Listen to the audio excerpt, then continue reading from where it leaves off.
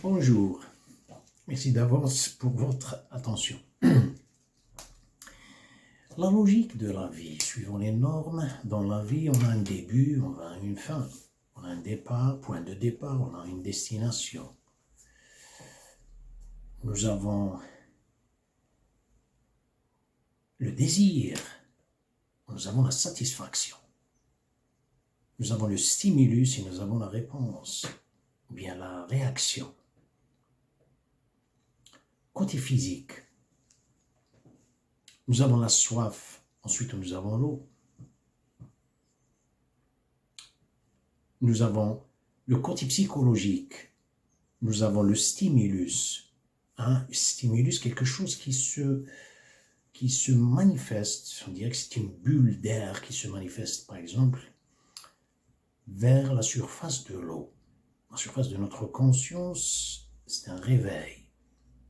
Ça peut être, c'est toujours, par exemple, c'est quelque chose de bien, je parle des choses, des valeurs morales, c'est-à-dire, il provoque quelque chose qui provoque notre sentiment, sympathie, l'empathie, etc. Nous avons l'offre, ou bien la demande et l'offre. Mais est-ce qu'il y a une possibilité, est-ce qu'il y a des cas là où la destination peut s'approcher, s'éliminer, la distance s'élimine entre le point de départ et la destination elle-même, elle devient point de départ. Est-ce qu'il y a une possibilité, est-ce qu'il y a un cas comme ça rare? Non, c'est pas rare, c'est tout le temps. Aujourd'hui, on vit le monde, c'est comme ça. C'est-à-dire, cette distance n'existe plus. C'est-à-dire, la destination qui consomme le parcours. On est en contact avec l'eau, mais on n'est pas en contact avec la soif. On est en contact avec la nourriture, mais on n'est pas en contact avec la faim. On est en contact, ce n'est pas mon sujet, avec la femme, la physionomie de la femme, mais on n'est pas en contact avec la femme. Réciproque. Si vous faites une interview aux animaux, leur déplacement, vous allez voir l'animal est plus en contact avec soi, mieux que l'être humain. Je change un peu de sujet. L'animal n'est pas obèse, mais l'être humain est obèse. L'hippopotame n'est pas obèse. Le rhinocéros n'est pas obèse. L'éléphant n'est pas obèse. Mais l'être humain est obèse. Et méfiez-vous, je ne suis pas en train de parler de cette obésité que vous voyez dans le corps physique. Non, ça c'est un cas là, l'obésité a donné une manifestation, elle s'est épitomée dans le corps physique. Mais un maigre quelqu'un, il peut être obèse dans son monde psychique. Car l'obésité, c'est transporter quelque chose, un fardeau. Il est plus que vous le portez avec vous. L'obésité aujourd'hui, c'est le monde d'obésité. Ce n'est pas l'être humain, c'est celui qui est, on le voit développer plus. C'est un monde psychique d'obésité. Car la force de l'hippopotame, cette force, ce qui existe dans son corps, vous appelez un muscle ou une peau qui est très épaisse, ou vous appelez ça comme vous voudrez, elle l'aide, il saute et il court. Hippopotame est souple, il court. Il n'a pas une flexibilité comme d'autres, comme un léopard. Le rhinocéros, c'est la même chose. Et il est souple, il est fort, il peut même renverser votre voiture. Et l'éléphant, n'en parlons pas. Mais l'être humain est obèse, il ne peut pas se déplacer. Regardez. Il y a un philosophe, je pense grec, il y en a qui attribuent cette histoire à un soufi, mais je pense que c'est un grec. Une fois, il était au milieu d'un bazar, un souk, as they call it, pendant une journée ensoleillée.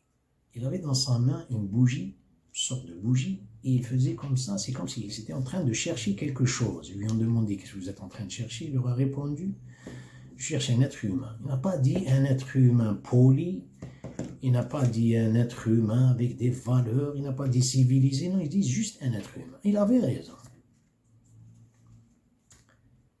Regardez aujourd'hui, vous avez l'être humain qui est en contact avec l'eau, il n'est pas en contact avec la soif. Ce que vous remarquez dans les décennies précédentes, aujourd'hui, ce qui se passe, c'est qu'un monde qui marche avec des bouteilles d'eau, avec des bouteilles d'eau dans la main, c'est pas des critiques. Ok. So, ce qui se passe ici, il n'y a pas un contact avec. Je dis l'eau, mais il n'y a pas la soif. On leur a dit, vous devez boire tout le temps. Regardez, vous devez boire tout le temps. Sentir la soif, non, non, non, non, non, non. Et pourquoi? Car la soif, elle est fausse. Qu'est-ce que vous voulez dire? Elle est soif, elle est fausse, elle n'est pas, c'est un symptôme faux. Vous savez quand est-ce que la soif devient un symptôme faux, c'est-à-dire vous ne la sentez pas, dans des cas là où vous avez par exemple quelqu'un, le patient est atteint par une maladie, on dit typhoïde, qui est une fièvre interne, avec une diarrhée intense qui ne stoppe pas, il ne peut rien retenir dans le système digestif. Le tube digestif à partir de l'estomac, peut-être à partir des intestins grêles, gros, jusqu'au rectum, l'anus, il ne peut pas retenir rien.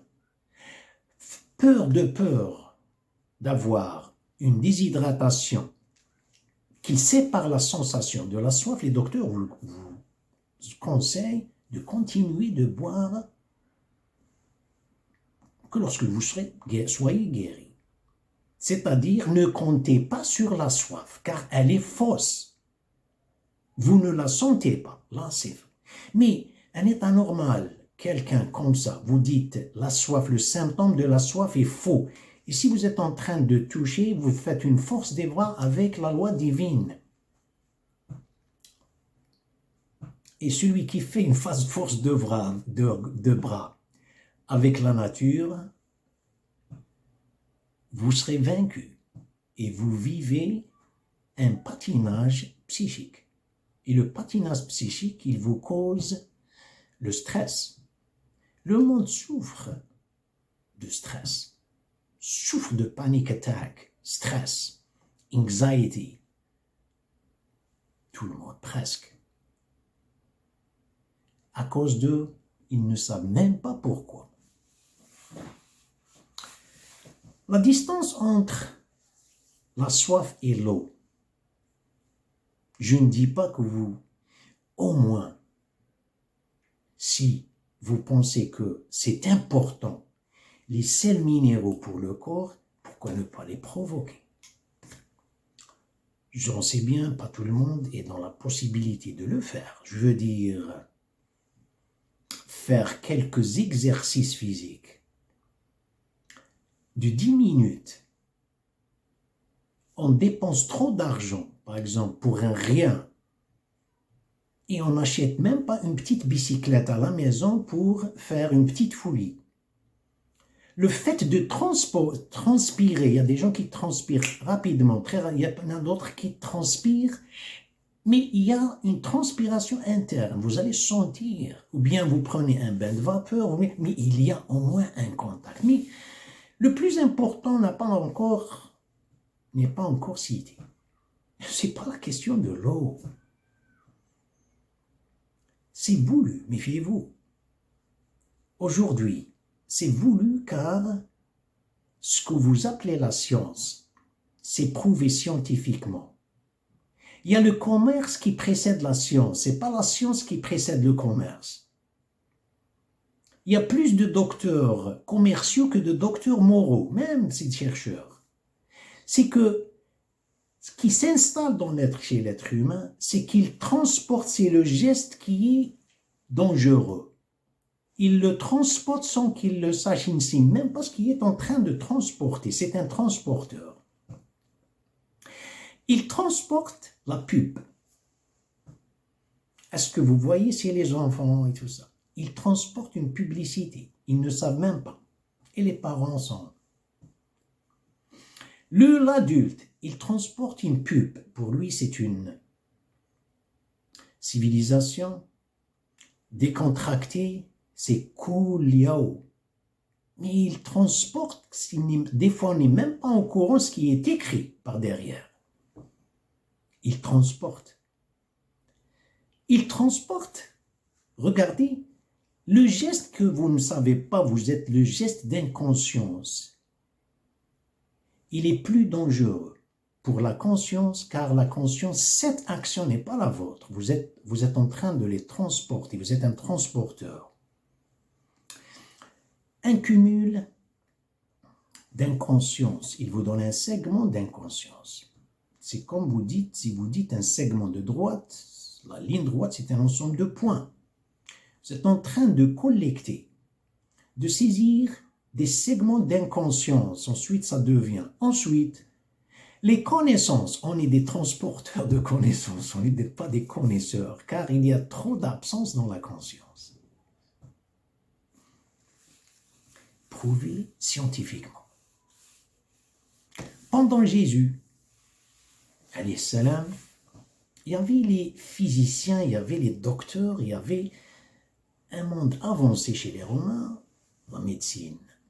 Ce que Jésus, Dieu, lui avait donné, les prophètes, quand ils viennent, c'est pour montrer aux gens que la science, c'est bien, rationnel et tout ça.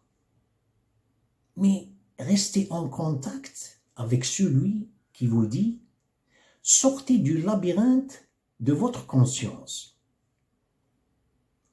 Ils étaient joyeux, ils étaient très satisfaits de ce qu'ils avaient comme connaissance. Ce qui était derrière la périphérie, ils le nient, ils le rejettent.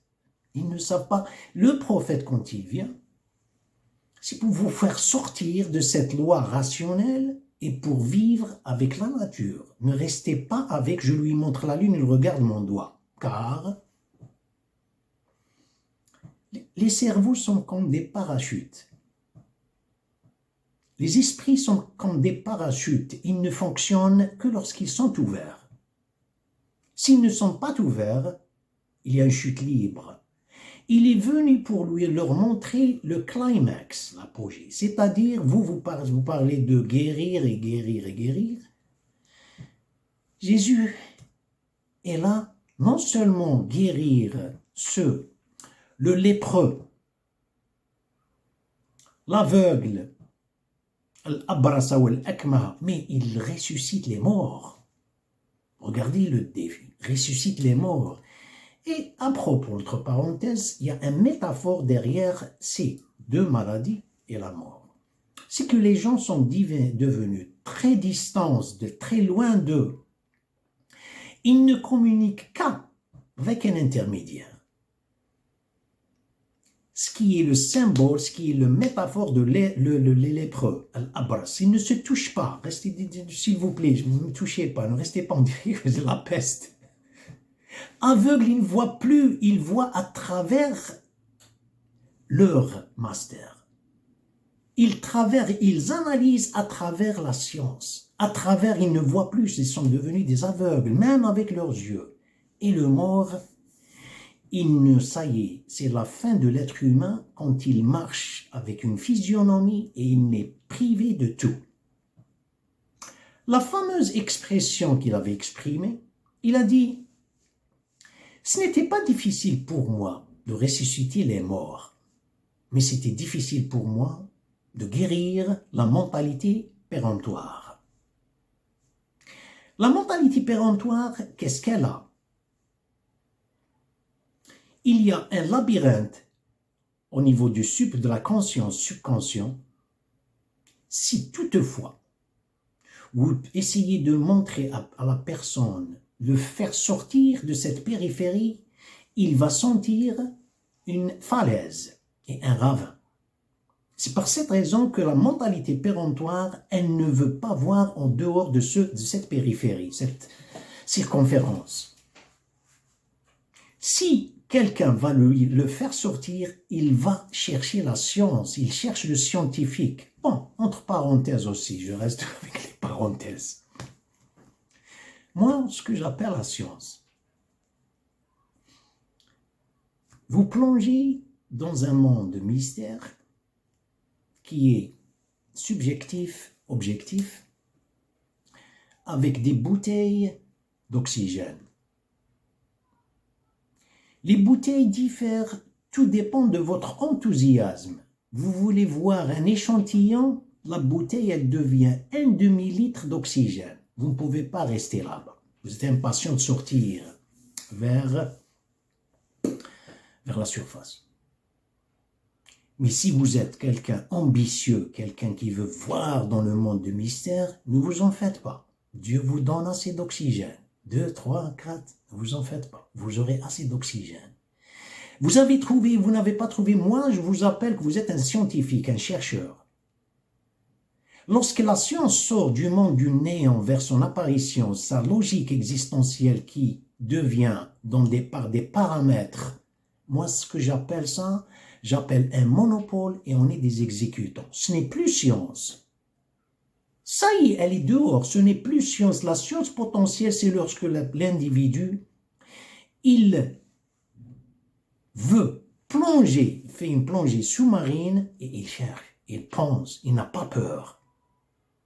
Voilà ce que j'appelle scientifique. Revenons maintenant, qu'est-ce qu'il y a aujourd'hui avec les bouteilles et avec l'eau?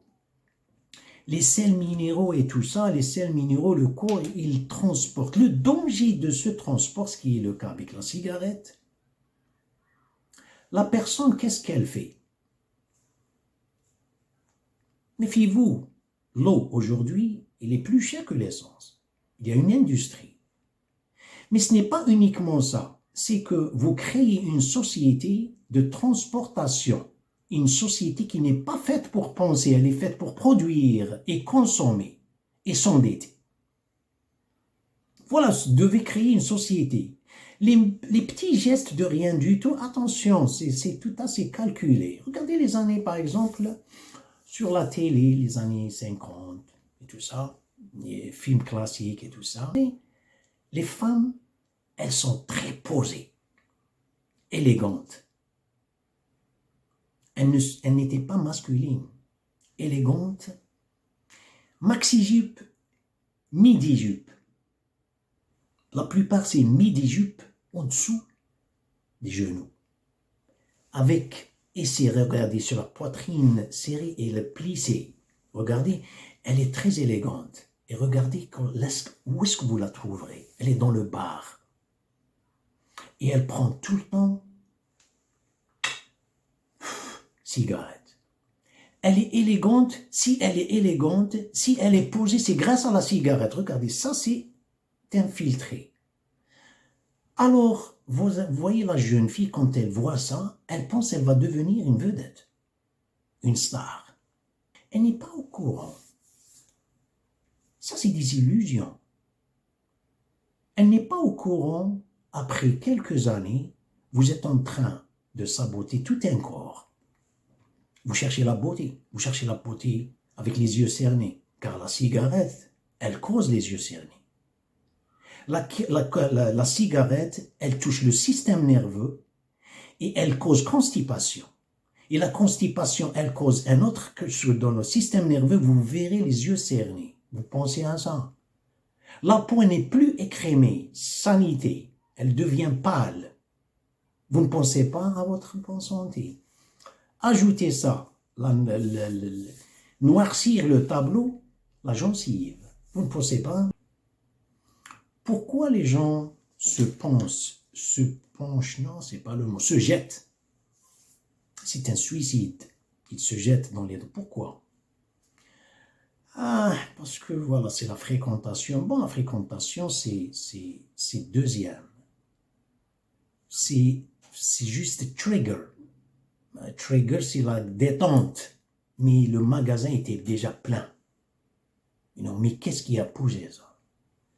Vous vous souvenez ce que je viens de dire? Il n'est pas en contact avec le moi. Il n'est pas en contact avec le moi. C'est pas uniquement l'eau et la soif. Il n'est pas en contact avec le moi.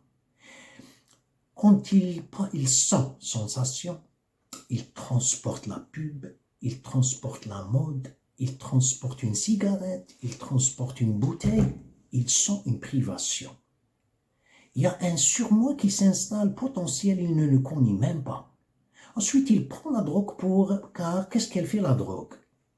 La drogue, elle vous donne un certain pouvoir, vous pensez que vous êtes aussi self-confident, confident, l'estime du moi, je me sens très fort, mais une fois que le corps court ou bien commence à perdre ce qui est chimique, vous allez vous sentir une chute libre, le dernier personnage sur cette terre.